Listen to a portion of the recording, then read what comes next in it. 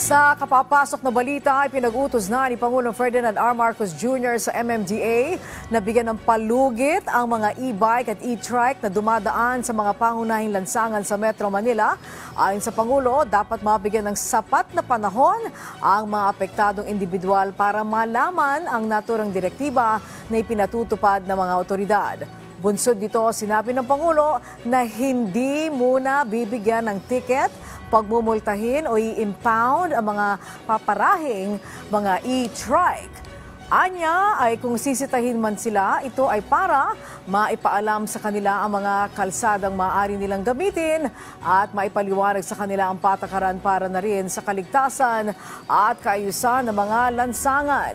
Gayunman, binigyan diin ng Pangulo na mananatiling bawal ang mga naturang sasakyan batay sa MMDA Regulation Number 24-022.